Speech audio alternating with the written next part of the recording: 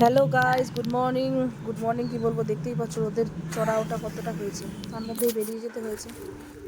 তো সবাই গরমে কেমন আছো অবশ্যই কমেন্ট বক্সে কমেন্ট করে জানিও। আজকে আমাদের বাড়ির একটা পাশে একটা ছোট্ট ঘর করা হচ্ছিল, এবং এই কাকু আমাদের ছোটোবেলা থেকেই যত ছোটোখাটো ঘর হতো সেগুলো বানাতো নিজের হাতে।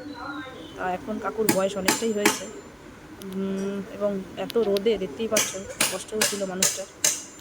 তা আমি একটু দাঁড়িয়ে কাকুর সঙ্গে কথাও বলছিলাম যাতে একটু মাইন্ডটা ডাইভার্ট করা যায়।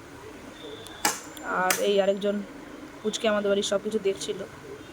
আর আমাদের বাড়ির চারপাশটা এটা একটা ফাঁকা জায়গা, এখানে আমরা যাবতীয় সমস্ত কিছু রাখি। কাঠকুটো, গ্রামের বাড়ি বুঝতেই পারছো, কাঠকুটো তো থাকেই। আর এই গাছের ফল বলতে নারকেল গাছটা। আর এই যে আরেকজন এখন লাঞ্চ হয়ে গেছে এবং হাসাহাসি করছে। তারপর তারপর একটা বিশেষ মুহূর্ত, সে হচ্ছে কি আমাদের এই চৈত্র মাসে আর কি দুর্গা তার সব দলবল নিয়ে অভিনয়ের মাধ্যমে দুর্গা উৎসব, অর্থাৎ আমরা এটাকে বলি শিবগৌরীর নাচ, এটা প্রদর্শিত হয় আমাদের বাংলাতে। সবাই জানো আশা করি। দেখো কত সুন্দর এরা নাচছে, সুন্দর এরা মেকআপ করে এসছে।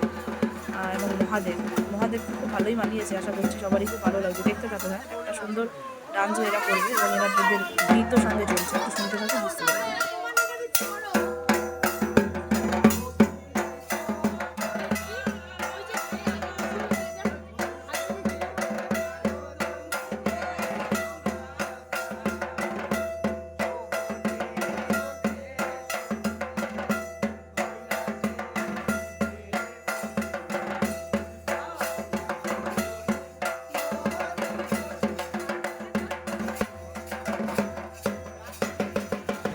দেখতে পাচ্ছ পুচকেটা কত মনোযোগ সহকারে, এবং পাড়া সবাই চলে এসেছে, বাচ্চা কুচো কাঁচা বড় সবাই।